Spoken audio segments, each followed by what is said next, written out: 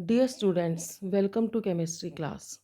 Students, today I will discuss chapter 14 of grade 12, that is biomolecules. Students, in this video I will explain you about carbohydrates in detail.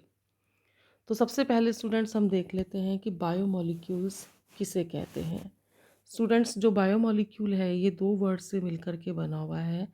एक इसमें आता है word हमारा bio और एक होता है मोलिक्यूल्स। स्टूडेंट्स, बायो का मतलब होता है लाइफ। तो बायोमोलिक्यूल स्टूडेंट्स वो कॉम्प्लेक्स कंपाउंड्स होते हैं, वो कॉम्प्लेक्स कंपाउंड्स होते हैं जो लाइफलेस होते हैं, यानी कि इनमें खुद में लाइफ नहीं होती है और they are the basis of life, but ये लाइफ का बेस बनाते हैं। They build up living beings, ये लिविंग बींग्स को बनाते हैं and also responsible for their growth and maintenance, उनकी ग्रोथ और मेंटेनेंस के लिए भी रेस्पॉन्सिबल है। इस यूनिट के अंदर हम कई सारे बायोमोलिक्यूल्स को स्टडी करेंगे, जिसमें हम कार्बोहाइड्रेट्स को स्टडी करेंगे, after that proteins and in last nucleic acids. तो सबसे पहले हम यहाँ डिस्कस कर लेते हैं कार्बोहाइड्रेट्स को। स्टूडेंट्स, कार्बोहाइड्रेट्स क्या हैं? हमने लोअर क्लासेस से पढ़ा है कि कार्बोहाइड्रेट्स जो हैं वो फोटोसिंथेसिस प्रोसेस के द्वारा प्लांट्स में बनाए जाते हैं। फोटोसिंथेसिस प्रोसेस से, फोटोसिंथेसिस प्रोसेस के अंदर जो प्लांट्स हैं वो कार्बन डाइऑक्साइड और वाटर की प्रेजेंस में उनकी लीव्स में जो क्लोरोफिल मिलता है और लाइट की प्रेजेंस में वो फूड प्रिपेयर करते हैं in the form of carbohydrate. C6H12O6 is glucose और साथ में वो ऑक्सीजन गैस को लिबरेट करते हैं। ठीक है, ये तो हमने लोअर क्लासेस में पढ़ रखा है स्टूडेंट्स। कार्बोहाइड्रेट के बारे में जो मेन बात है स्टूडेंट्स कि ये हमारी 3 बेसिक नेसेसिटीज़ को प्रोवाइड करते हैं। हमारी 3 बेसिक जो नेसेसिटीज़ हैं वो है फूड, क्लोथिंग एंड शेल्टर। तो प्लांट्स जो हैं वो अपना फूड रिज़र्व करते हैं in the form of starch, और हम अपना फूड जनरली प्लांट से ही लेते हैं। दूसरा, क्लोथिंग, जो कॉटन का कपड़ा होता है वो सेल्यूलोज से, प्लांट से प्राप्त किया जाता है, और प्लांट्स की जो सेल वॉल होती है वो सेल्यूलोज की बनी होती है। और जो हम लोगों के वुड जो हम प्राप्त करते हैं प्लांट से, तो वो वुड में भी, वुड जो यानी प्लांट्स जो हैं वो भी सेल से बने होते हैं, और सेल की जो सेल वॉल होती है वो सेल्यूलोज से बनी हुई होती है। तो स्टूडेंट्स, इस तरह से जो कार्बोहाइड्रेट्स हैं वो हमारी 3 बेसिक नीड्स को पूरा करते हैं, that is food, clothing and shelter. अब स्टूडेंट्स हम देख लेते हैं कि कार्बोहाइड्रेट्स की डेफिनेशन क्या है। स्टूडेंट्स, प्रीवियसली जो कार्बोहाइड्रेट की डेफिनेशन दी गई थी उसके अकॉर्डिंग ये बताया गया था कि these are the hydrates of carbon, कि ये कार्बन के हाइड्रेट्स होते हैं और इनका जनरल फार्मूला होता है CXH2O का होल Y। ये इसका जनरल फार्मूला होता है, और कार्बोहाइड्रेट वर्ड भी यहीं से आया था, हाइड्रेट्स ऑफ कार्बन से। लेकिन स्टूडेंट्स, इस डेफिनेशन में कई लिमिटेशंस थी। क्या क्या लिमिटेशंस थी स्टूडेंट्स? कि ऐसे कई कंपाउंड्स हैं, नंबर ऑफ कंपाउंड्स हमें पता है जो कार्बोहाइड्रेट्स होते हैं लेकिन वो इस फॉर्मूले को फॉलो नहीं करते, जिसमें स्टूडेंट्स एक आता है हमारा राइबोस।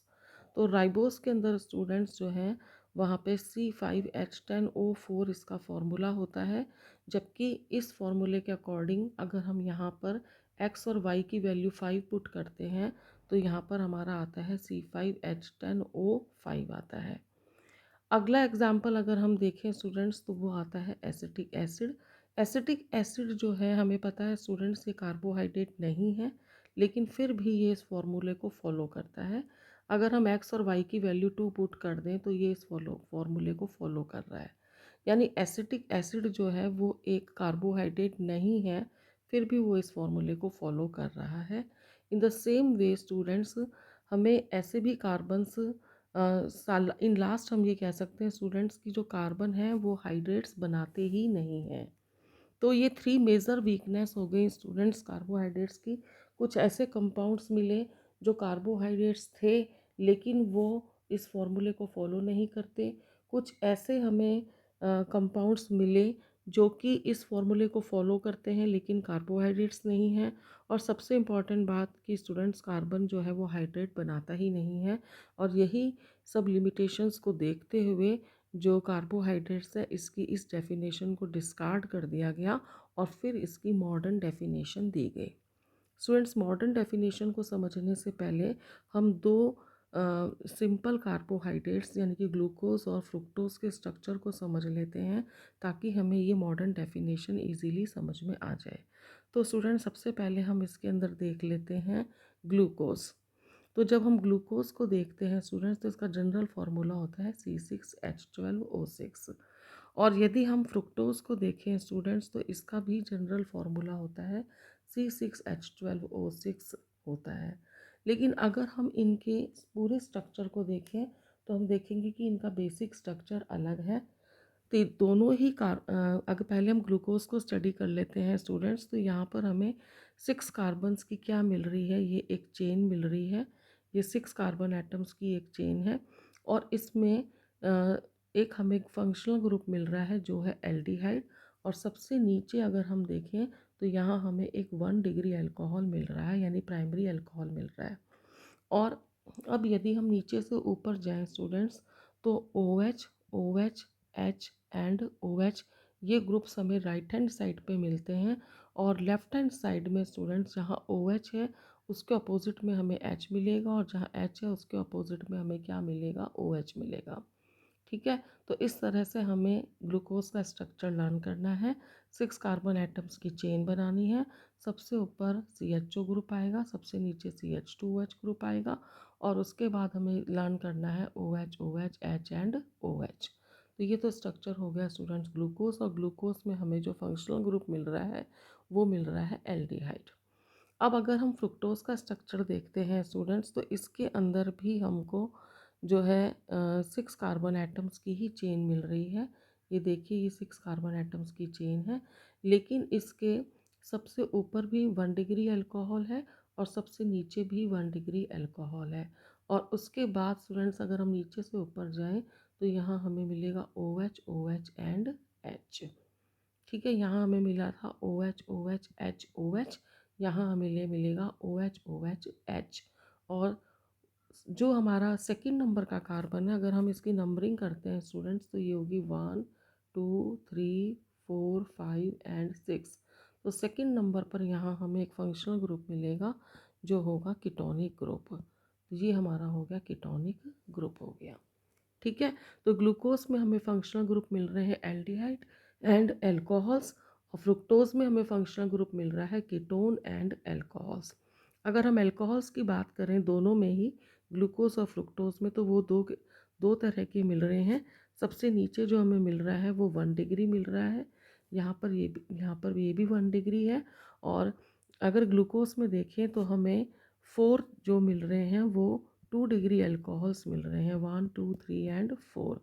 जबकि अगर हम फ्रुक्टोज में देखें तो यहाँ हमें थ्री ही 2 डिग्री अल्कोहल्स मिल रहे हैं, 1, 2 एंड 3।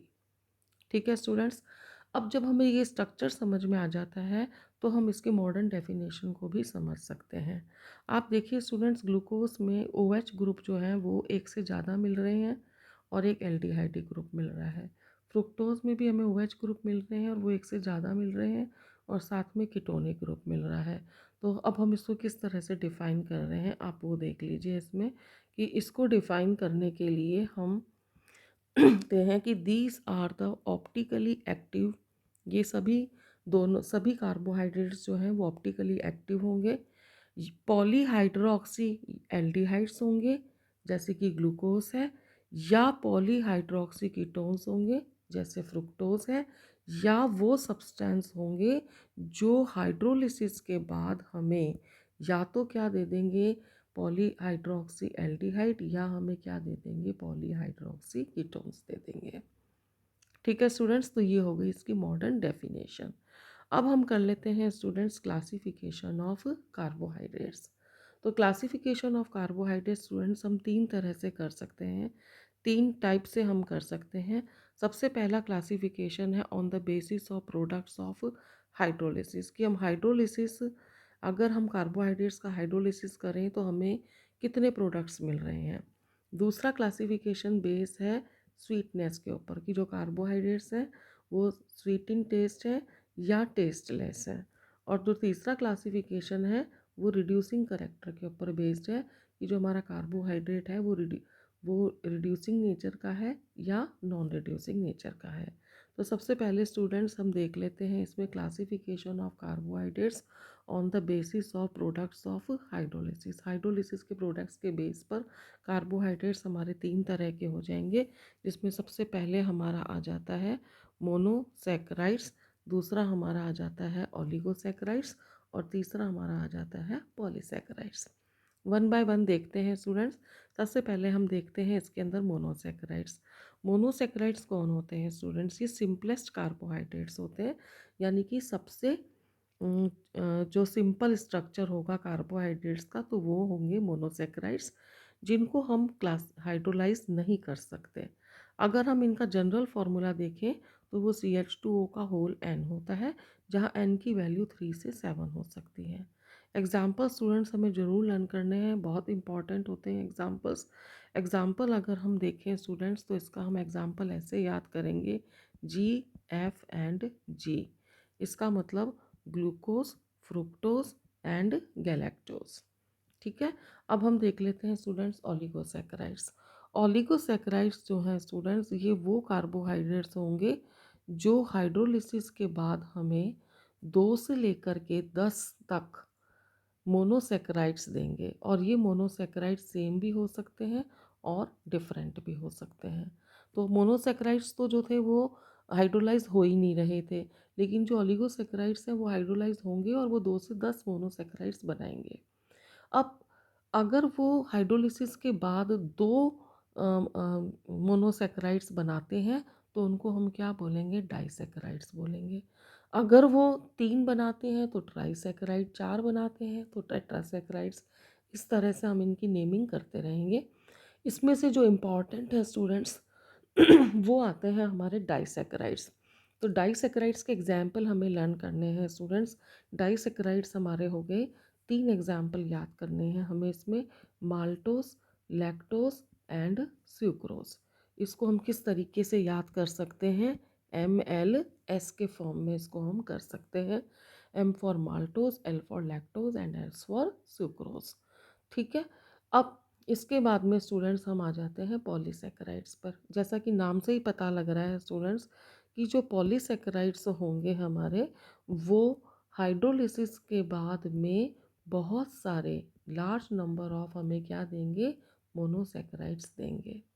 इनका अगर हम जनरल फार्मूला देखें तो वो होता है C6H10O5 का होल N। और यहाँ इनकी वैल्यू स्टूडेंट्स 100 से लेकर के 3000 तक हो सकती है। अगर हम डाइसैकेराइड्स की बात करते तो उनका जनरल फार्मूला था C12H22O11।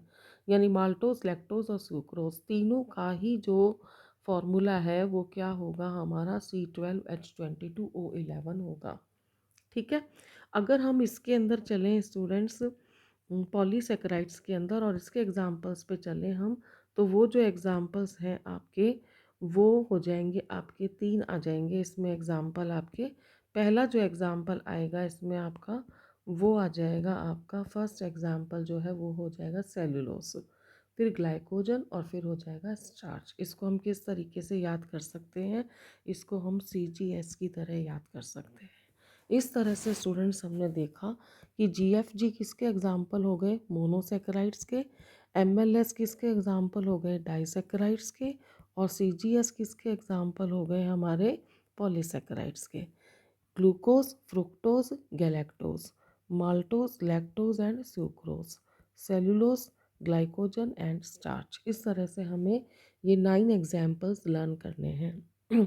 So this is all about the classification of glucose on the basis of products obtained on hydrolysis. इसके बाद में सेकंड क्लासिफिकेशन आता है स्टूडेंट्स, वो स्वीटनेस के बेस पर आता है। तो इस आधार पर हम इनको 2 कैटेगरी में डिवाइड करते हैं, एक आता है शुगर और एक आता है नॉन शुगर। शुगर जो है वो कार्बोहाइड्रेट्स होते हैं जो कि स्टूडेंट्स जो हैं क्रिस्टलाइन होंगे, वाटर में सॉल्युबल होंगे और स्वीट इन टेस्ट होंगे। इसके जस्ट ऑपोजिट हमारे नॉन शुगर्स हो जाएंगे, यानी वो एमॉर्फस हो जाएंगे, वाटर में इंसॉल्युबल हो जाएंगे और टेस्टलेस हो जाएंगे। अगर हम शुगर के एग्जाम्पल्स देखें स्टूडेंट्स, तो उसमें सभी मोनोसेक्राइड्स आ जाएंगे, यानी कि इसमें आपकी GFG आ जाएगा, यानी ग्लूकोज फ्रुक्टोज एंड गैलेक्टोज आ जाएंगे, प्लस ओलिगोसेक्राइड्स आ जाएंगे, यानी इसमें आपके MLS आ जाएंगे, माल्टोज, लैक्टोज एंड सुक्रोज। अगर हम नॉन शुगर के एग्जाम्पल्स में जाएं स्टूडेंट्स, तो इसमें पॉलीसेक्राइड्स आ जाएंगे, यानी कि इसके अंदर हमारा आ जाएगा इसके अंदर आपका आ जाएगा CGS। CGS का मतलब क्या हो गया? Cellulose, glycogen and starch. ठीक है। उसके बाद में नेक्स्ट आता है स्टूडेंट्स इसके अंदर classification of carbohydrates on the basis of, किसके बेस पे करेंगे स्टूडेंट्स? हम रिड्यूसिंग करेक्टर के ऊपर, कि इसकी उनके रिड्यूसिंग नेचर के आधार पर वो दो तरह के हो जाएंगे, एक रिड्यूसिंग और एक नॉन रिड्यूसिंग। रिड्यूसिंग कार्बोहाइड्रेट्स कौन से होंगे स्टूडेंट्स? रिड्यूसिंग कार्बोहाइड्रेट्स वो होंगे जो टॉलन रिएजेंट को या फेलिंग सॉल्यूशन को रिड्यूस कर देंगे। और नॉन रिड्यूसिंग ऑब्वियसली कौन हो जाएंगे? Carbohydrates which can not reduce Tollens reagent और फेलिंग सॉल्यूशन। ठीक। अब स्टूडेंट्स क्वेश्चन ये होता है कि रिड्यूसिंग शुगर्स जो हैं, यानी कि कार्बोहाइड्रेट्स जो हैं, वो फेलिंग और टॉलन सॉल्यूशन को रिड्यूस क्यों करते हैं? तो इसका रीज़न अगर हम देखें तो वो ये है कि इनके पास में एल्डिहाइडिक या कीटोनिक ग्रुप्स होंगे हेमी एसिटल या हेमी कीटल फॉर्म के अंदर, जबकि इनके अंदर जो है हमें reducing centre in these carbohydrate reducing centres आई, यानी कि एल्डिहाइडिक और कीटोनिक ग्रुप्स जो हैं वो ग्लाइकोसाइडिक लिंकेज के थ्रू जुड़े हुए होंगे, यानी कि वो फ्री नहीं होंगे। अब हेमी एसिटल, हेमी कीटल या ग्लाइकोसाइडिक लिंकेज क्या होते हैं, ये मैं आपको इसी वीडियो में आगे बताऊंगी। ठीक है स्टूडेंट्स, फिलहाल हमें ये याद करना है कि रिड्यूसिंग शुगर वो है जो टॉलन रिएजेंट और फेलिंग सॉल्यूशन को रिड्यूस कर दे, और नॉन रिड्यूसिंग वो है जो वो इन दोनों को रिड्यूस ना कर सके। क्यों? क्योंकि इसमें एल्डिहाइडिक और कीटोनिक ग्रुप जो होते हैं वो हेमी एसिटल और हेमी कीटल फॉर्म में मिलते हैं, जबकि इसके अंदर एल्डिहाइडिक और कीटोनिक ग्रुप फ्री नहीं होते हैं, वो ग्लाइकोसाइडिक लिंकेज के थ्रू जुड़े होते हैं। जहाँ तक बात आती है एग्जाम्पल्स की, तो स्टूडेंट सभी मोनोसेक्राइड्स जो हैं वो रिड्यूसिंग होंगे। डाइसेक्राइड्स में, यानी मोनोसेक्राइड्स तो हमारे वही हो गए GFG, और जो डाइसेक्राइड्स हैं जिसमें हमने MLS किया था, तो इसमें से S जो है वो रिड्यूसिंग शुगर में नहीं आएगा, वो किस में आ जाएगा? नॉन रिड्यूसिंग शुगर में आएगा।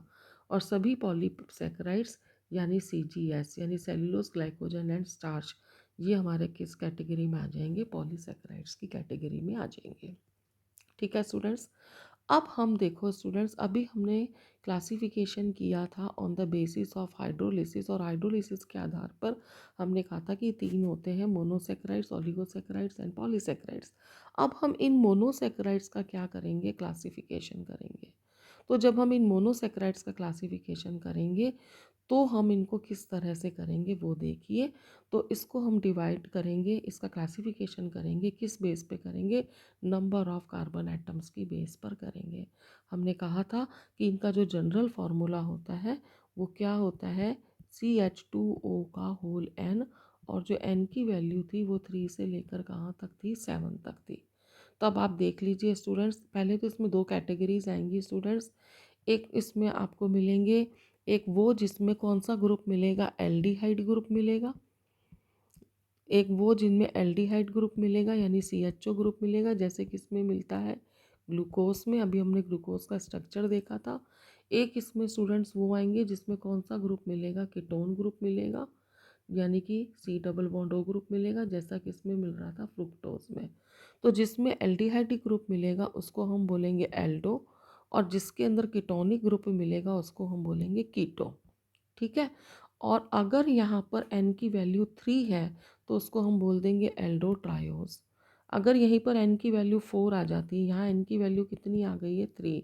अगर n की वैल्यू कितनी आ जाती है? 4, तो उसको हम क्या बोल देंगे? Aldo tetrose. अगर 5 आ जाएगी तो उसको हम क्या बोल देंगे? Aldo pentose. अगर उसकी वैल्यू 6 आ जाएगी तो उसको हम क्या बोल देंगे? एल्डो हेक्सोस बोल देंगे। ठीक है। अब यदि कि एल्डिहाइडिक ग्रुप है तो हमने यहाँ क्या लगा दिया है? एल्डो लगा दिया है। यहाँ हमने n की वैल्यू 4 पुट करी है, यहाँ n की वैल्यू 5 पुट करी है, यहाँ हमने n की वैल्यू कितनी पुट कर दी है, 6 पुट कर दी है। अगर हमारा फंक्शनल ग्रुप कीटोनिक ग्रुप होगा और अगर n की वैल्यू 3 होगी तो इसको हम क्या बोल देंगे, कीटो ट्रायोस। अगर यहाँ पर n की वैल्यू 4 हो जाती है और कीटोनिक ग्रुप है तो इसको हम बोल देंगे कीटो टेट्रोस। अगर n की वैल्यू कितनी हो जाती है, 5 और कीटोनिक ग्रुप है तो उसको हम बोल देंगे कीटो पेंटोस। अगर n की वैल्यू कितनी हो जाती है, 6 और उसमें कीटोनिक ग्रुप है तो उसको हम क्या बोलेंगे, कीटो हेक्सोस। ठीक है स्टूडेंट्स। अब मैंने इसमें जो हाईलाइट किए हैं ना स्टूडेंट्स, वो वाले ग्रुप्स कर रहे हैं हाईलाइट जिनके अंदर जो है हमें एग्जाम्पल्स लर्न करने हैं और केवल वही एग्जाम्पल्स हमें लर्न करने हैं। जैसे एल्डोट्रायोज है तो इसका एग्जाम्पल लर्न करना है हमें ग्लिसरॉल्डिहाइड। इसी तरीके से एल्डोपेंटोज तो इसका एग्जाम्पल हमें लर्न करना है राइबोज। एल्डोहेक्सोज तो इसका एग्जाम्पल हमें लर्न करना है ग्लूकोज एंड गैलेक्टोज। और कीटोहेक्सोज का एग्जाम्पल हमें लर्न करना है फ्रुक्टोज।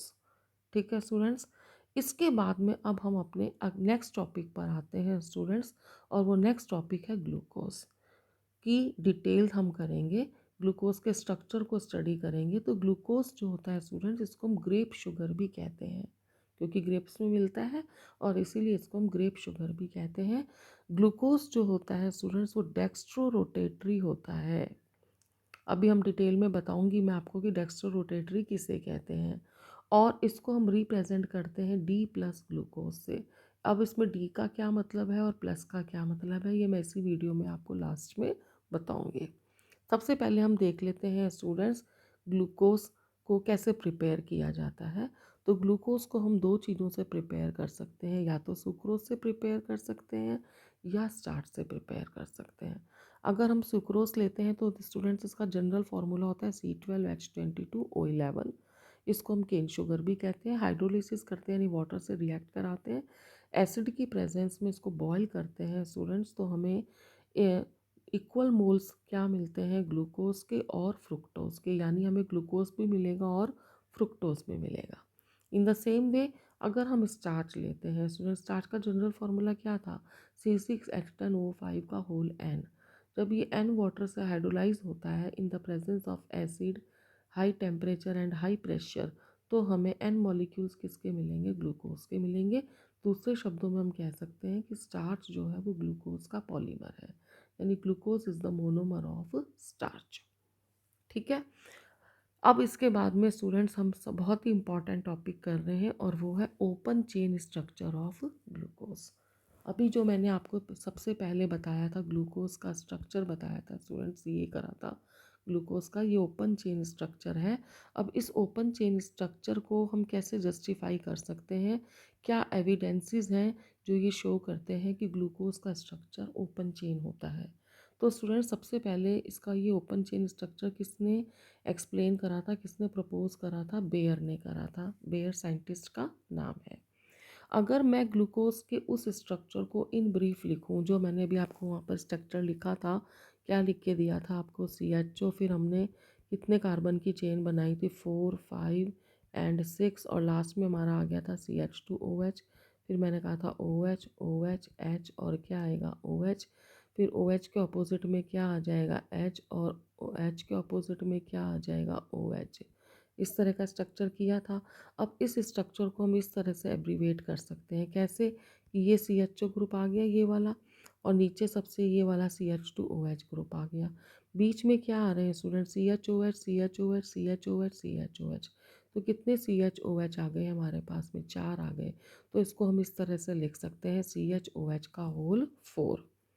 ठीक है स्टूडेंट्स। तो ये बात मैंने आपको, अब हम जो ग्लूकोज का ओपन चेन स्ट्रक्चर है उसको हम इस तरीके से शो कर रहे हैं, इस तरीके से। ठीक। अगर इस स्ट्रक्चर को हम ध्यान से देखें स्टूडेंट्स तो इसमें एक क्या है, एल्डिहाइड ग्रुप है।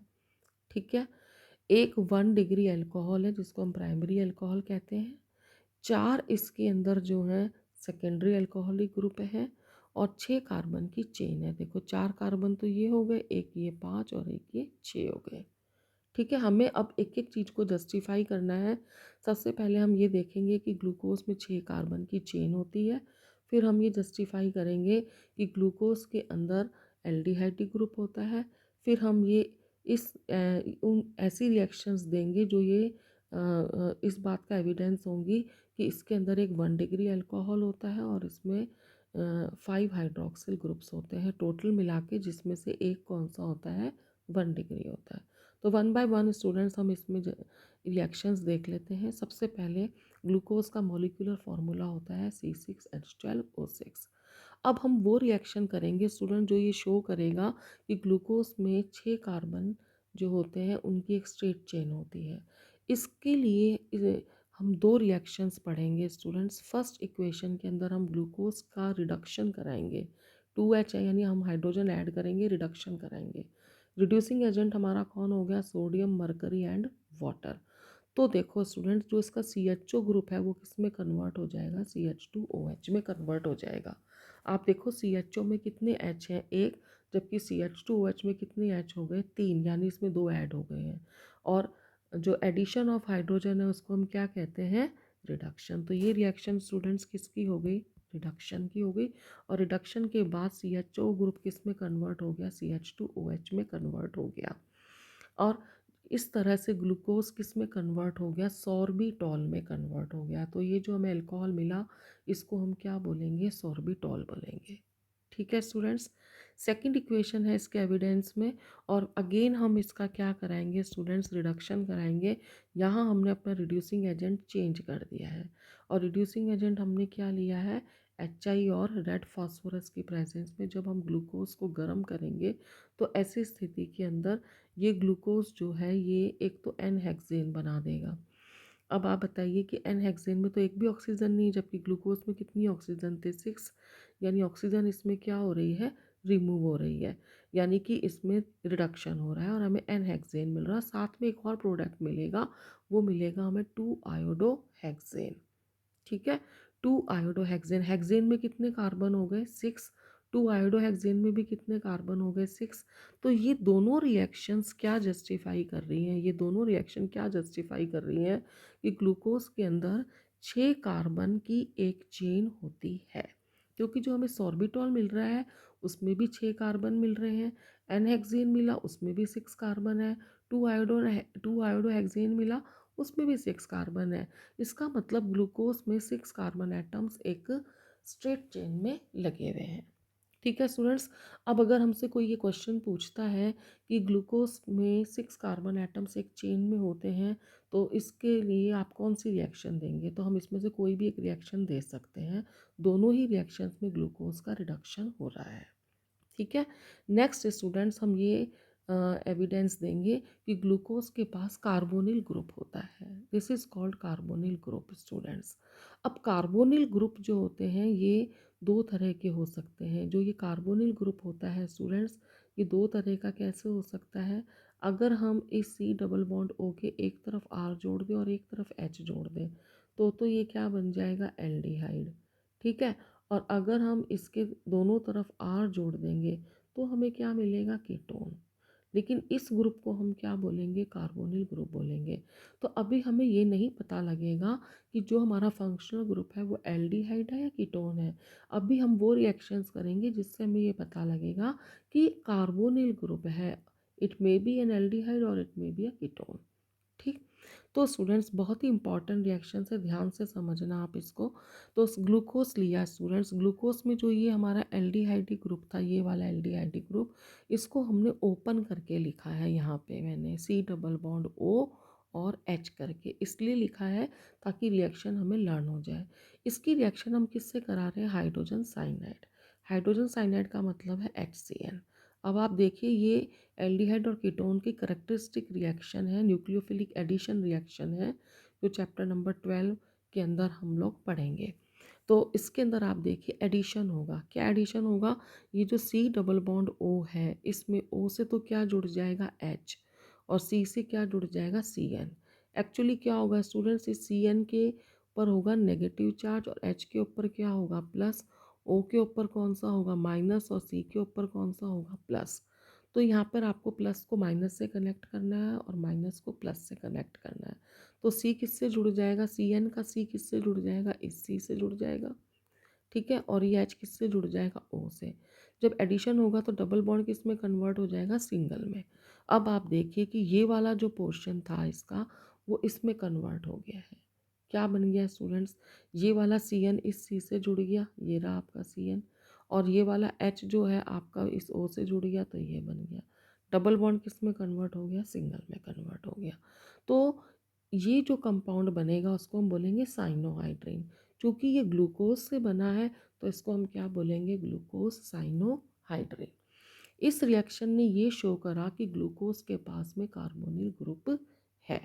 एक और रिएक्शन है जो ये सिद्ध करेगी, अगेन हम एल्डिहाइड को ओपन फॉर्म में लिखेंगे, एक्सपेंडेड फॉर्म में लिखेंगे, और इसकी रिएक्शन हम कराएंगे हाइड्रोक्सिल एमीन से। हाइड्रोक्सिल एमीन का क्या फॉर्मूला होता है, NH2OH।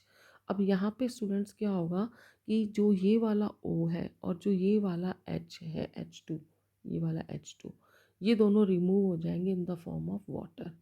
तो अब क्या होगा स्टूडेंट्स, ये O निकल गया, ये H2 निकल गया, तो रिमेनिंग जो भी हमारे पास ग्रुप्स बचे उनको हम अटैच कर देंगे। तो HC double bond, HC double bond NOH, ये आपको यहाँ पे यूनिट मिल जाएगी। इसको हम क्या बोलते हैं, ऑक्सीन बोलते हैं। क्योंकि ये ग्लूकोज से बना है तो इसको हम क्या बोल देंगे, ग्लूकोज का ऑक्सीन बोल देंगे। तो स्टूडेंट्स, हाइड्रोजन साइनाइड के साथ रिएक्शन और हाइड्रोक्सिल अमीन के साथ रिएक्शन करके करना और फिर ग्लूकोज साइनोहाइड्रिन और ग्लूकोज ऑक्सीन का बनना, ये सिद्ध करता है कि ग्लूकोज के पास में कार्बोनिल ग्रुप है। लेकिन स्टूडेंट्स, अभी तक हमें ये नहीं पता लगा कि ये कार्बोनिल ग्रुप एक एल्डिहाइड है या एक कीटोन है। तो इसको जस्टिफाई करने के लिए हम इसकी रिएक्शन कराएंगे Br2 वाटर से। एक्चुअली स्टूडेंट्स, Br2 वाटर जो होता है ना, वो एक वीक ऑक्सीडाइजिंग एजेंट होता है।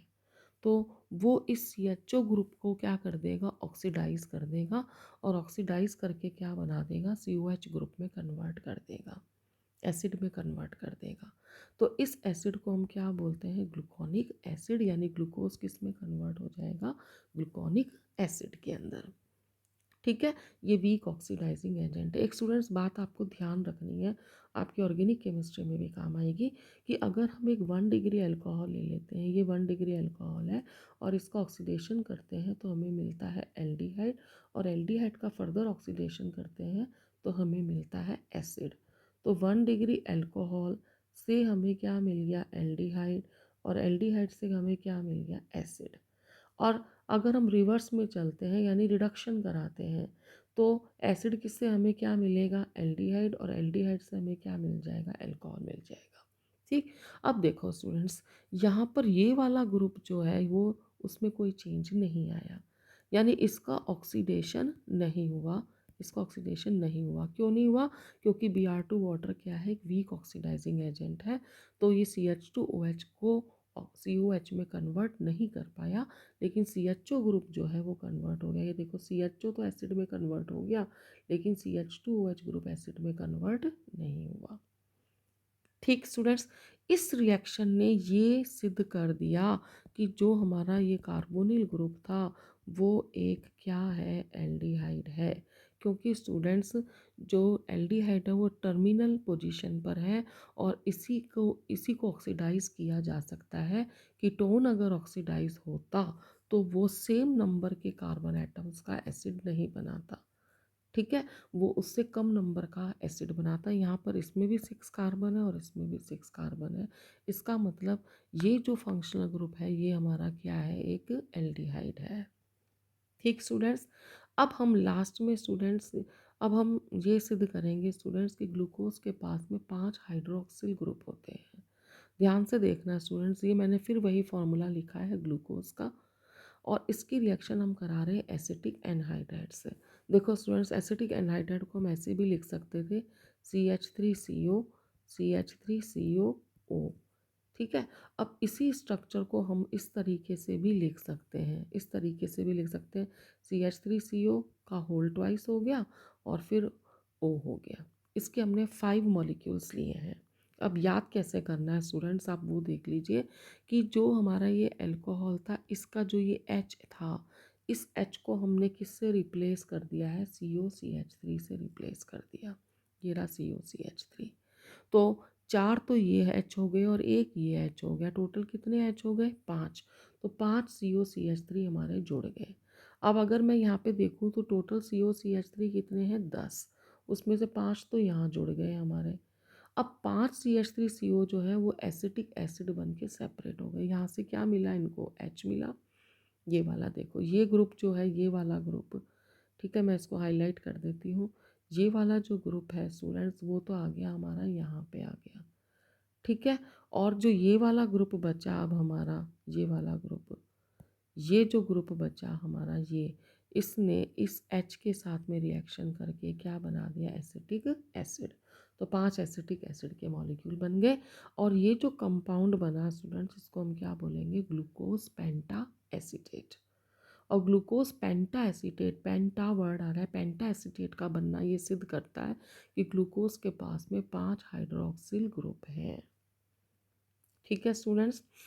अब लास्ट में स्टूडेंट्स हम देखेंगे कि जो ग्लूकोज के पास 5 हाइड्रोक्सिल ग्रुप है, 5 OH ग्रुप है, उसमें से एक जो है वो 1 डिग्री अल्कोहल है। और इसको हम सिद्ध करने के लिए इसका ऑक्सीडेशन कराएंगे HNO3 से। HNO3 एक स्ट्रॉन्ग ऑक्सीडाइजिंग एजेंट होता है, इसलिए ये CHO का और CH2OH दोनों को ऑक्सीडेशन कर देगा और दोनों को किस में कन्वर्ट कर देगा? COH में। और इस तरह से हमें क्या मिल जाएगा? सैकरिक एसिड। तो ग्लूकोज किस में कन्वर्ट हो गया? सैकरिक एसिड में। इस तरह से स्टूडेंट्स हमने जो है ग्लूकोज के ओपन चेन स्ट्रक्चर के एविडेंस में रिएक्शंस दी। सबसे पहले हमने ये सिद्ध करा कि ग्लूकोज में 6 कार्बन की चेन होती है। इसके लिए हमने 2 रिएक्शंस करी, दोनों रिडक्शन की थी। अगले में स्टूडेंट्स हमने ये जस्टिफाई करा कि ग्लूकोज के पास कार्बोनिल ग्रुप होता है। इसके लिए अगेन हमने 2 रिएक्शंस दी। उसके बाद हमने ये कहा कि जो कार्बोनिल ग्रुप होता है वो एक एल्डिहाइड ग्रुप होता है। इसके लिए हमने ऑक्सीडेशन विद ब्रोमीन वाटर किया। उसके बाद में ग्लूकोज के पास 5 हाइड्रोक्सिल ग्रुप होते हैं। इसके लिए हमने एसिटिक एनहाइड्राइड के साथ रिएक्शन कराई। और लास्ट के अंदर स्टूडेंट्स हमने स्ट्रॉन्ग ऑक्सीडाइजिंग एजेंट HNO3 लिया और उससे हमें ये पता लगा ग्लूकोज सैकरिक एसिड में कन्वर्ट हो गया। तो ये पता लगा कि जो 5 हाइड्रोक्सिल ग्रुप थे उसमें से एक 1 डिग्री का है। तो ये तो स्टूडेंट्स हो गई ग्लूकोज के ओपन चेन स्ट्रक्चर की बात। अब हम देख लेते हैं स्टूडेंट्स म्यूटा रोटेशन। म्यूटा रोटेशन एक बहुत इंपॉर्टेंट टॉपिक है स्टूडेंट्स। फिलहाल तो आप इसको याद ही कर लो, समझ में आपको भी आ जाएगा। It is the spontaneous change in specific rotation. It is the spontaneous change in specific rotation of an optically active compound with time to an equilibrium value is called as muta rotation. इसको आपको better समझ में आएगा जब आप ये equation देख लोगे। देखो स्टूडेंट्स, ये हमारा क्या है? अल्फ़ा ग्लूकोज है। ये हमारा है अल्फ़ा ग्लूकोज। अभी मैं बताऊंगी अल्फ़ा ग्लूकोज क्या होता है।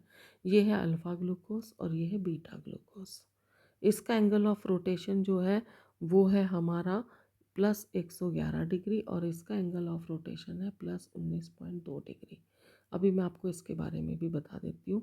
और जब हम अल्फ़ा ग्लूकोज को पानी में डालते हैं, एक्वस मीडियम में डालते हैं, तो इसका एंगल ऑफ रोटेशन डिक्रीज़ हो जाता है और वो हो जाता है +52.5 डिग्री। और अगर बीटा ग्लूकोज को हम पानी में डालते हैं तो उसका एंगल ऑफ रोटेशन बढ़कर कितना हो जाता है? 52.5 डिग्री। तो अल्फ़ा ग्लूकोज और बीटा ग्लूकोज को पानी में डालने पर उनका एंगल ऑफ रोटेशन का टाइम के साथ अपने आप चेंज हो जाना, इस फिनोमिना को हम क्या बोलते हैं स्टूडेंट्स? म्यूटा रोटेशन बोलते हैं। ठीक है। तो म्यूटा रोटेशन का जो एग्जाम्पल है वो ये है, इस इक्वेशन में मैंने आपको बताया है कि अगर हम एक्वस सॉल्यूशन ले लेते हैं, अगर हम इसमें एक्वस सॉल्यूशन ले लेते हैं अल्फ़ा ग्लूकोज का या बीटा ग्लूकोज का, तो they slowly changes into same equilibrium mixture. और एंगल ऑफ रोटेशन जो है अल्फ़ा ग्लूकोज का +111 से +52.5 डिग्री हो जाएगा और बीटा ग्लूकोज का जो है वो +19.5 डिग्री से 52.5 डिग्री हो जाएगा। ठीक है। एंगल ऑफ रोटेशन का अपने आप चेंज होना टाइम के साथ जब हम अल्फ़ा ग्लूकोज और बीटा ग्लूकोज को वाटर में डिसॉल्व करते हैं। ठीक। स्टूडेंट्स अब आप सोच रहे होंगे कि अल्फ़ा ग्लूकोज और बीटा ग्लूकोज क्या है, ये स्पेसिफिक एंगल ऑफ रोटेशन क्या है।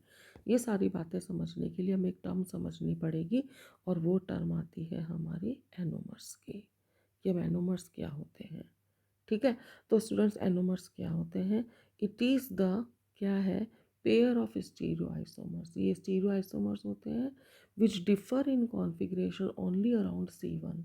जो C1 कार्बन एटम पर उनका कॉन्फ़िगरेशन अलग होगा, ठीक है। इनको हम कहेंगे एनोमर्स, और जो वो C1 कार्बन होगा उसको हम कहेंगे एनोमरिक कार्बन, या उसको हम कहेंगे ग्लाइकोसाइडिक कार्बन।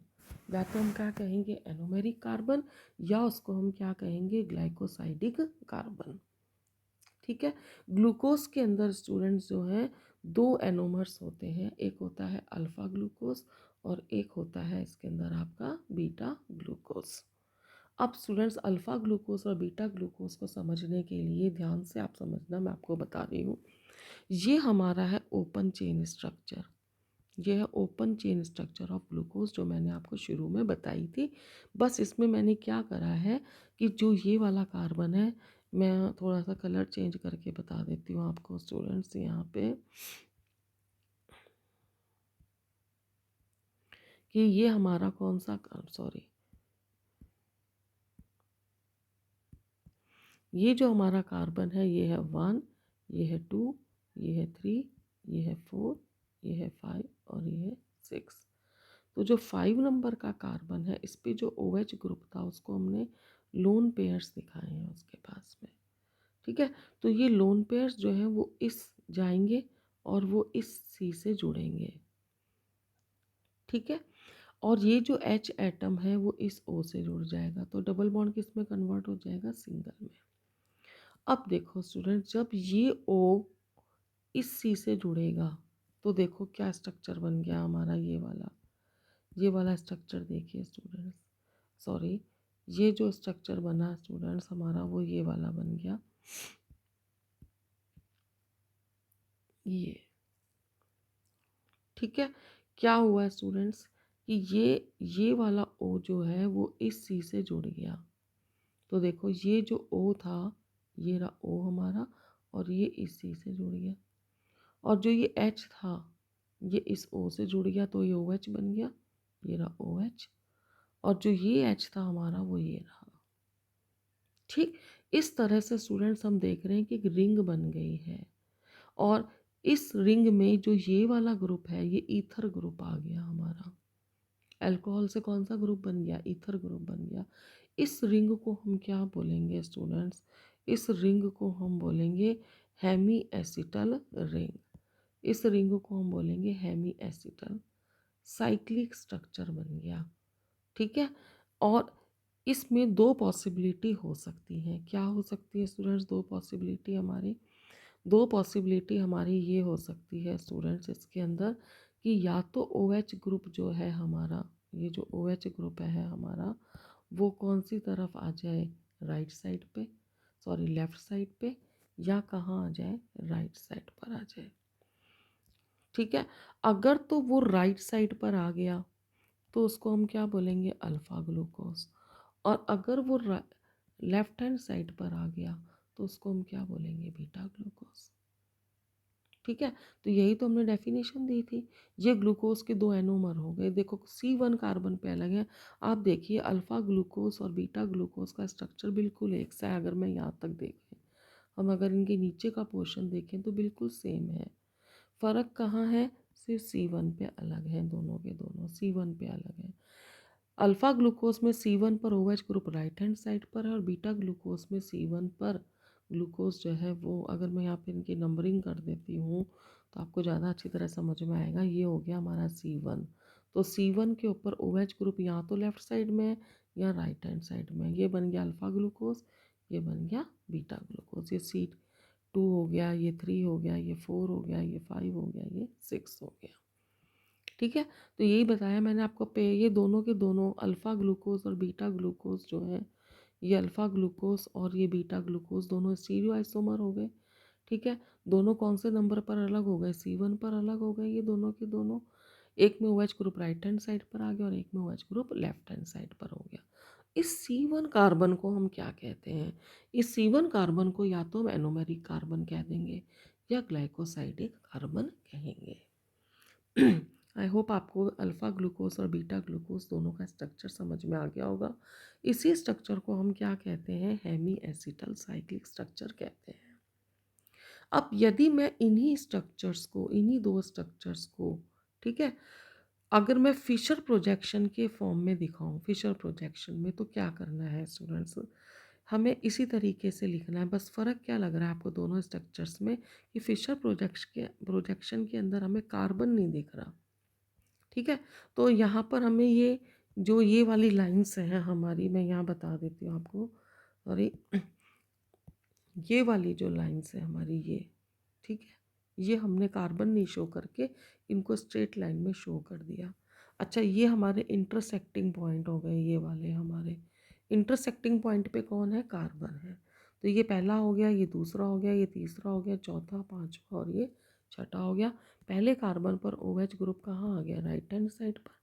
तो ये बन गया हमारा अल्फ़ा ग्लूकोज। और पहले कार्बन के ऊपर OH ग्रुप कहाँ आ गया? लेफ्ट हैंड साइड पे। तो ये हमारा क्या बन गया? बीटा ग्लूकोज बन गया। तो ये फिशर प्रोजेक्शन हो गया।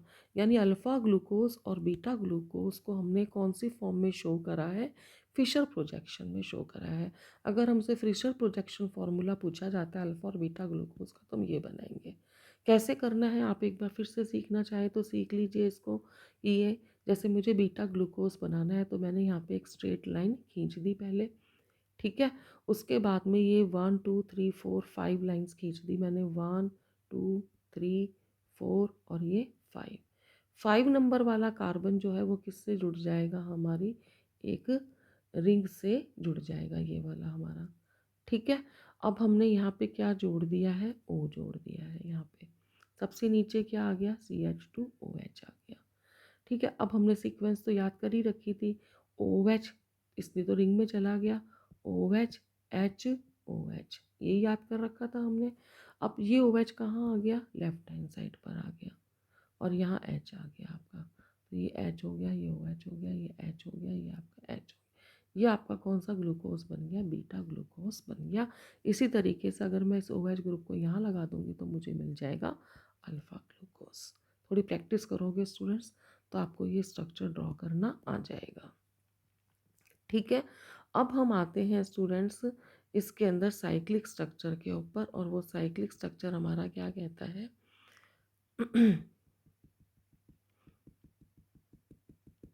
और बाद में देख लेंगे।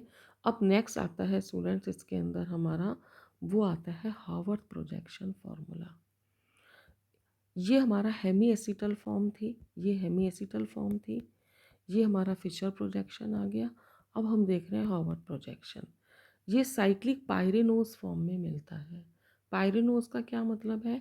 कि हमें 6 मेंबर की रिंग मिलेगी। ये पायरेन का स्ट्रक्चर है, और पायरेन जैसा स्ट्रक्चर है, इसलिए इसको हम क्या बोलेंगे? पायरेनोज फॉर्म बोलेंगे, ठीक है।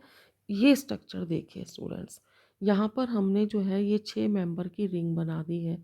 ये 1 2 3 4 5 है ना, ये 5 कार्बन हो गए और ये ऑक्सीजन हो गया। मैं इसको इससे कंपेयर करके दिखाती हूँ। ये तो हमारा हो गया ऑक्सीजन, ठीक है।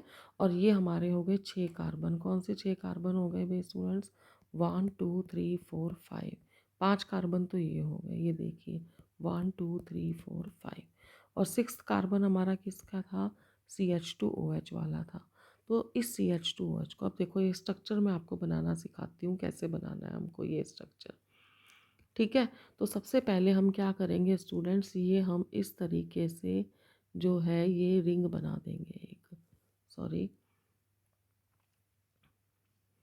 हम सिंपली बता देती हूँ मैं आपको। ये हमने एक रिंग ले ली स्टूडेंट्स इस तरीके से, ठीक है। और यहाँ हमने ऑक्सीजन लगाया। ये ऑक्सीजन स्टूडेंट्स वही है जो ये वाला ऑक्सीजन था, ठीक है। अब हमने यहाँ पर हमने प्लेन में बनाया है स्ट्रक्चर 1 2 3 4 5। ये हमने 5 प्लेन्स बना दिए। सबसे ऊपर हमने एक फ्लैग लगा दिया, किसका फ्लैग लगा दिया? CH2OH का, ये वाला आ गया हमारा। अब देखो स्टूडेंट्स, ग्लूकोज के स्ट्रक्चर में जब मैंने ओपन चेन सिखाया था तभी मैंने आपको बताया था कि यहाँ क्या आएगा? OH OH H OH, तो वो हमने नीचे लिख दिया प्लेन के। अब प्लेन के ऊपर स्टूडेंट्स आप क्या करेंगे, ओ एच के ऑपोजिट में क्या लगा देंगे, एच, और एच के ऑपोजिट में क्या लगा देंगे, ओ एच, और सी एच टू एच के ऑपोजिट में क्या लग जाएगा, एच। ठीक है स्टूडेंट्स, यहाँ ये जो ओ एच ग्रुप है ये नीचे आ रहा है, इसको हम बोलेंगे अल्फ़ा ग्लूकोज। ये अल्फ़ा ग्लूकोज हो गया स्टूडेंट्स। अब अल्फ़ा ग्लूकोज पायरेन फॉर्म में है, इसलिए इसको हम क्या बोलेंगे, अल्फ़ा ग्लूकोपायरेनोस। ठीक है। अब जब हमें बीटा ग्लूकोज बनाना है तो हमें कुछ नहीं करना, ये हमारा फर्स्ट नंबर का कार्बन था, हमने कहा था कि बीटा और अल्फ़ा ग्लूकोज 1 नंबर पे डिफ़र करते हैं, वहाँ हमने लेफ़्ट राइट की बात करी थी, यहाँ हम ऊपर नीचे की बात करेंगे। अल्फ़ा ग्लूकोज में ओ एच ग्रुप कहाँ होगा, नीचे, तो बीटा ग्लूकोज में ओ एच ग्रुप कहाँ चला जाएगा, ऊपर। ये नीचे है, ये ऊपर चला गया, ऑपोजिट कर दिया हमने इसका, तो ये आपका बन गया बीटा ग्लूकोपायरेनोस। ठीक है स्टूडेंट्स, इम्पॉर्टेंट है, आपको इन स्ट्रक्चर्स की प्रैक्टिस करनी है। ठीक, नेक्स्ट आता है स्टूडेंट्स इसके अंदर, ये हमने बात कर ली स्टूडेंट्स ग्लूकोज के बारे में, कि ग्लूकोज को हमने यहाँ से स्टार्ट करा था स्टूडेंट्स, समझना ये टॉपिक अपना, कि ग्लूकोज को हम ग्रेप शुगर कहते हैं, यहाँ से हमने शुरू करा था। ग्रेप शुगर कहते हैं, डेक्स्ट्रो रोटेटरी होता है, डी प्लस ग्लूकोज कहते हैं। प्रिपरेशन करी, ओपन चेन स्ट्रक्चर के एविडेंस में हमने कई सारी रिएक्शंस दी, फिर उसके बाद में स्टूडेंट्स हमने अल्फ एनोमर्स करे, म्यूटा रोटेशन करा हमने, उसके बाद में स्टूडेंट्स हमने करा कि ग्लूकोज की जो एनोमरिक फॉर्म होती है अल्फ़ा ग्लूकोज, बीटा ग्लूकोज, उसको हम हेमीएसिटल फॉर्म में भी लिख सकते हैं, फिशर प्रोजेक्शन फॉर्म में भी लिख सकते हैं, और हार्वर्ड प्रोजेक्शन फॉर्म में भी लिख सकते हैं। ठीक है। अब हम आते हैं स्टूडेंट्स फ्रुक्टोज के ऊपर। फ्रुक्टोज की प्रिपरेशन करनी है स्टूडेंट्स, तो बहुत ही सिंपल है कि अगर वो उसी सुक्रोज का हाइड्रोलिसिस करा तो हमें ग्लूकोज भी मिल रहा है और फ्रुक्टोज भी मिल रहा है। अब देखो स्टूडेंट्स, जो ग्लूकोज था हमारा वो डेक्स्ट्रो रोटेटरी था, लेकिन जो सुक्रोज होगा हमारा वो क्या हो जाएगा, लीवो रोटेटरी हो जाएगा। ग्लूकोज हमारा क्या हो जाएगा, लीवो रोटेटरी हो जाएगा स्टूडेंट्स। ठीक है, उसको हमने डी प्लस से शो करा था, इसको डी माइनस से शो करेंगे। वहाँ प्लस का मतलब था डेक्स्ट्रो रोटेटरी, यहाँ माइनस का मतलब है लीवो रोटेटरी। ठीक है, कैपिटल डी का क्या मतलब होता है ये भी हम आगे एक्सप्लेन करेंगे। अब देखो स्टूडेंट्स, जैसे ग्लूकोज के 2 एनोमर थे वैसे ही फ्रुक्टोज के भी 2 एनोमर्स हैं।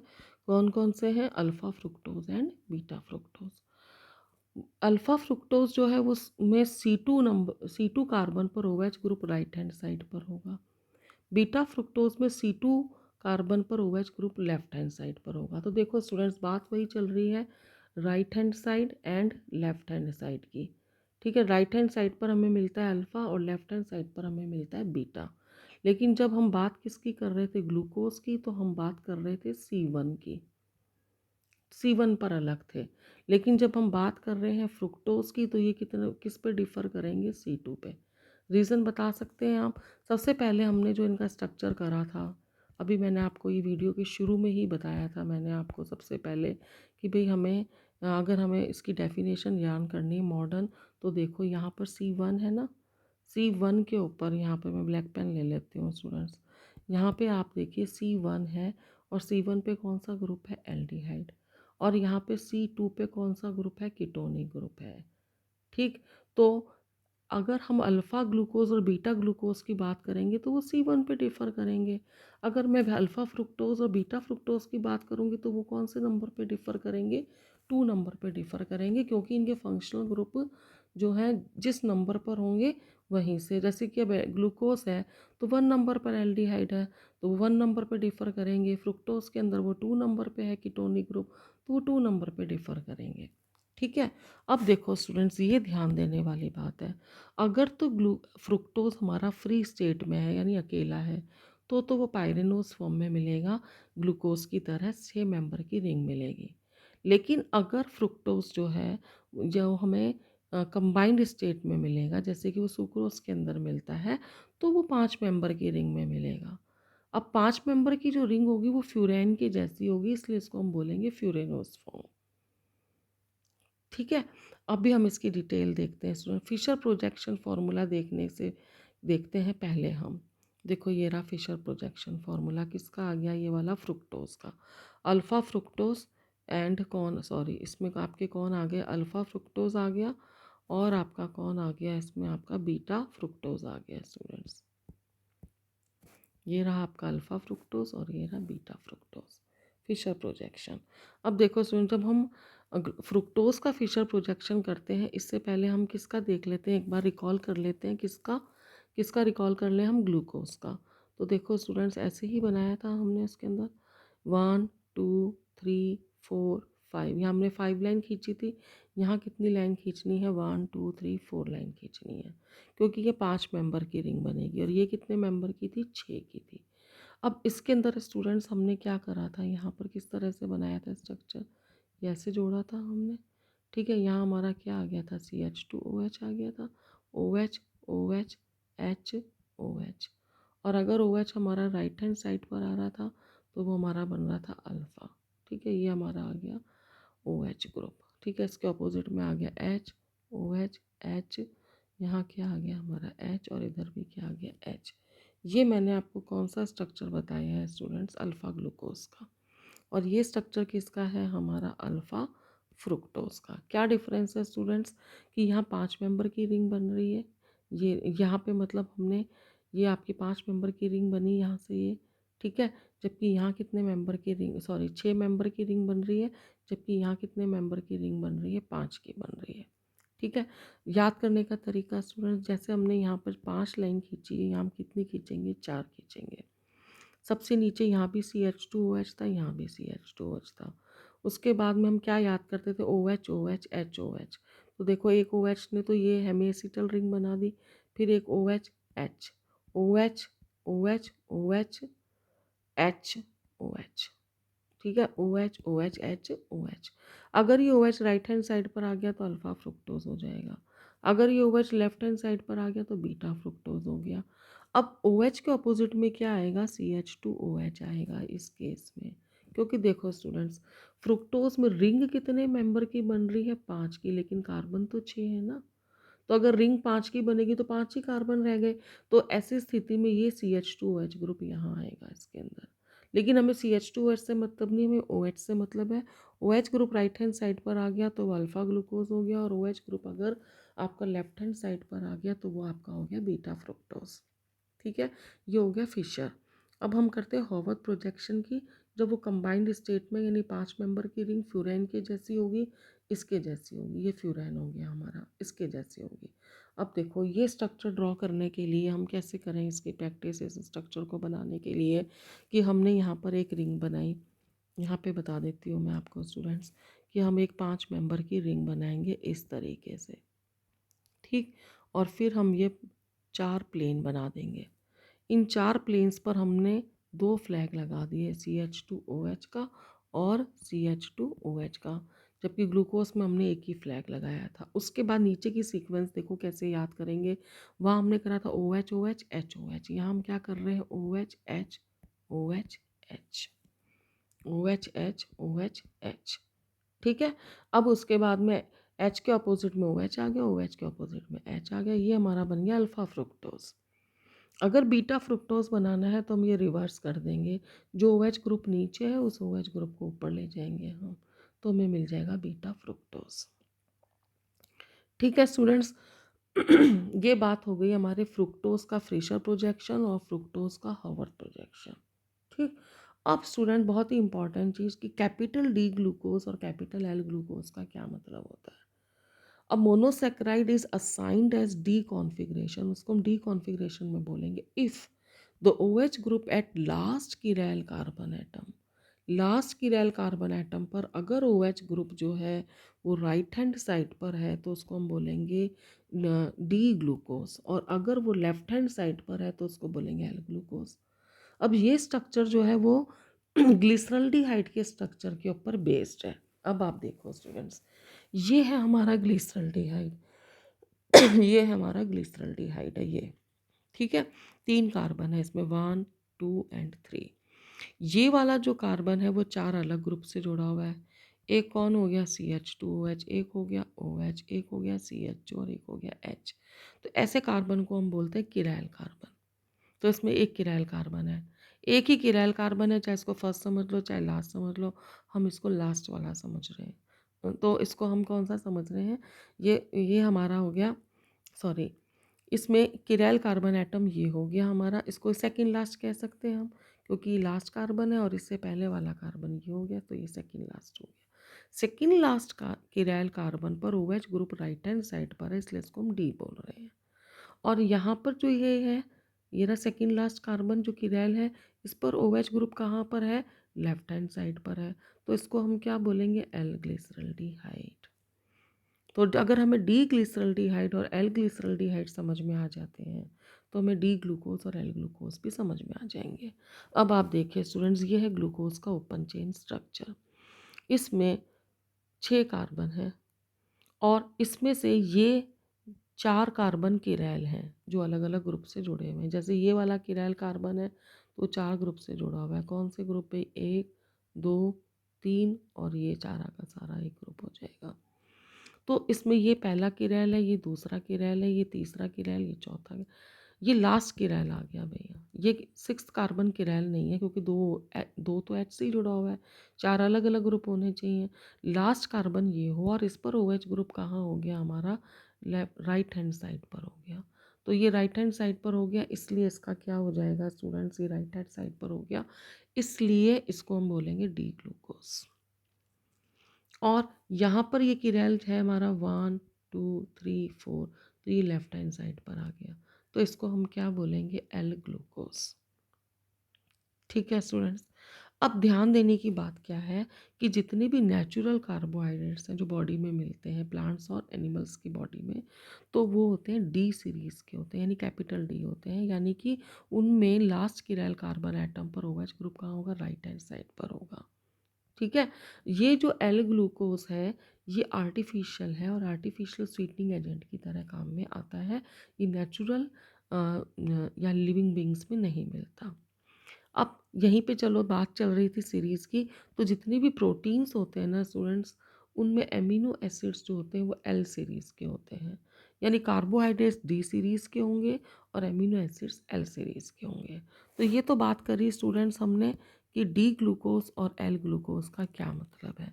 अब हम कर रहे हैं स्टूडेंट्स की डी और एल ग्लूकोज का क्या मतलब है। डी यानी डेक्स्ट्रो रोटेटरी, इसको हम प्लस साइन से भी शो करते हैं, और दूसरा एल माने लीवो रोटेटरी, जिसको माइनस साइन से भी शो करते हैं। इसको समझने से पहले स्टूडेंट्स हम एक बार ये देख लेते हैं कि होता क्या है ये डेक्स्ट्रो रोटेटरी, लीवो रोटेटरी।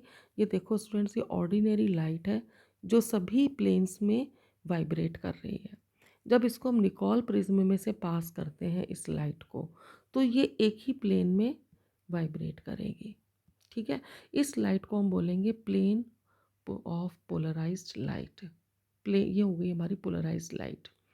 जब इस प्लेन पोलराइज्ड लाइट को हम किसी भी ऑप्टिकल आइसोमर में से पास करते हैं, तो वो इस लाइट को या तो वो कौन सी साइड में रोटेट कर देते हैं, घुमा देते हैं लेफ्ट हैंड साइड में, या कौन सी साइड में घुमा देते हैं, सॉरी, राइट हैंड साइड में, या कौन सी साइड में घुमा देते हैं, लेफ्ट हैंड साइड में।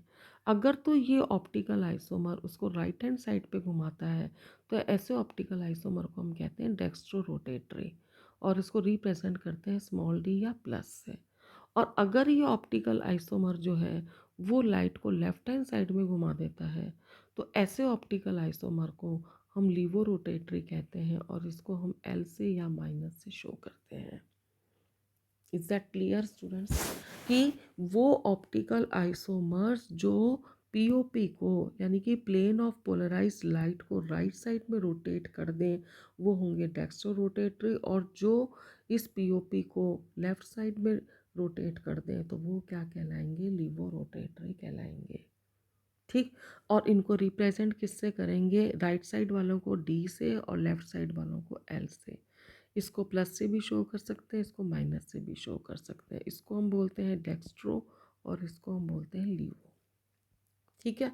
तो अब आप देखिए स्टूडेंट्स, यहाँ पर हम बात कर रहे थे कि डी और एल का क्या मतलब है। तो वो ऑप्टिकल आइसोमर्स स्टूडेंट्स, जो ऑप्टिकल आइसोमर्स को स्टूडेंट्स हम एनेंशियोमर भी कहते हैं, जो पीओपी को, यानी कि प्लेन ऑफ पोलराइज्ड लाइट को राइट हैंड साइड यानी क्लॉकवाइज में घुमा देते हैं, उनको हम कहते हैं डेक्स्ट्रो रोटेटरी। और ग्लूकोज जो होता है वो डेक्स्ट्रो रोटेटरी होता है। और जो हमारा एल ग्लूकोज अगर होता, वैसे तो होता नहीं है, अगर होता तो वो पीओपी को यानी प्लेन पोलराइज लाइट को राइट लेफ्ट हैंड साइड में रोटेट करता यानी एंटी क्लॉकवाइज में करता, तो उसको हम स्मॉल एल या माइनस साइन से शो करते।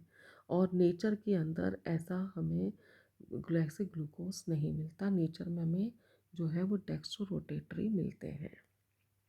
ठीक है स्टूडेंट्स, अब एक बात और बता दूँ आपको, जब हम डेक्स्ट्रो रोटेटरी लिवो रोटेटरी की बात कर ही रहे हैं, तो कि अगर हमारी ये प्लेन पोलराइज लाइट थी पहले और ऑप्टिकल आइसोमर ने उसको राइट साइड में घुमा दिया, तो ये एंगल बना।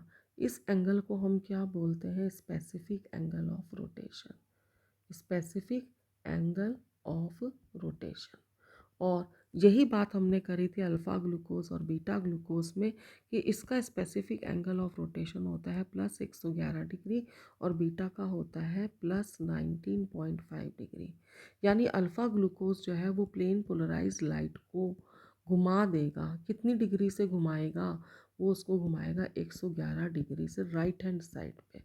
राइट हैंड साइड पे घुमाएगा, इसलिए साइन कौन सा आ रहा है? पॉजिटिव। बीटा ग्लूकोज जो है वो भी प्लेन पोलराइज लाइट को कहाँ घुमाएगा? राइट हैंड साइड में ही घुमाएगा। ठीक है, इसीलिए इसका साइन प्लस है, लेकिन वो कम डिग्री से घुमाएगा। उसकी डिग्री कितनी होगी? 19.5 होगी। हाँ भी, अब आपको मेरे ख्याल से स्पेसिफिक एंगल ऑफ रोटेशन वाली बात समझ में आ गई होगी। ठीक है, तो स्टूडेंट्स अब हम कर रहे हैं इसमें कि what is alpha glucose and beta glucose. Alpha glucose जो है वो ग्लूकोज का एनोमर है, जिसमें C1 कार्बन एटम पर OH ग्रुप जो है वो राइट हैंड साइड पर होते हैं और यहाँ C1 पे लेफ्ट हैंड साइड पर होते हैं। ये मैं आपको पहले ही बता चुकी हूँ। अगर फिर भी डिफरेंस भी पूछते हैं तो एक तो डिफरेंस यही हो गया, दूसरा डिफरेंस मेल्टिंग पॉइंट का है कि इसका मेल्टिंग पॉइंट 419 केल्विन होता है और इसका 423 केल्विन होता है। इसका स्पेसिफिक रोटेशन प्लस 111 डिग्री है, इसका प्लस 19.2 डिग्री है। ठीक स्टूडेंट्स, अब स्टूडेंट्स हमें अगर कई बार क्वेश्चन में पूछा जाता है कि what is the meaning of alpha D plus glucose, तो स्टूडेंट्स देखो इसमें अल्फ़ा का क्या मीनिंग है, डी का क्या मीनिंग है और प्लस का क्या मीनिंग है, मैं ऑलरेडी एक्सप्लेन कर चुकी हूँ, बट एक बार फिर भी आपको इन ब्रीफ बता देती हूँ। अल्फ़ा का मतलब क्या होता है कि C1 एनोमेरिक कार्बन पे OH ग्रुप जो है वो राइट हैंड साइड पर है। डी का मतलब है C5 यानी लास्ट की रेल कार्बन एटम पर OH ग्रुप जो है वो राइट हैंड साइड पर है। प्लस का मतलब क्या है कि ग्लूकोज डेक्स्ट्रो रोटेटरी है, यानी वो प्लेन पोलराइज लाइट को जो है वो राइट हैंड साइड में रोटेट करता है। ठीक स्टूडेंट्स, अब हम बात करते हैं कि ग्लूकोज कितने स्टीरियो आइसोमर बना सकता है। तो इसके लिए हमारे पास फॉर्मूला है स्टूडेंट्स, 2 की पावर n। 2 की पावर n में n का क्या मतलब है? किरैल कार्बन। अब ग्लूकोज में आप देखो कितने किरैल कार्बन एटम है? 4। तो n की वैल्यू कितनी हो गई? 4। तो 2 की पावर 4 यानी 16 स्टीरियो आइसोमर बन सकते हैं, यानी कि 8 पेयर्स बन जाएंगे। 8 पेयर्स बन जाएंगे।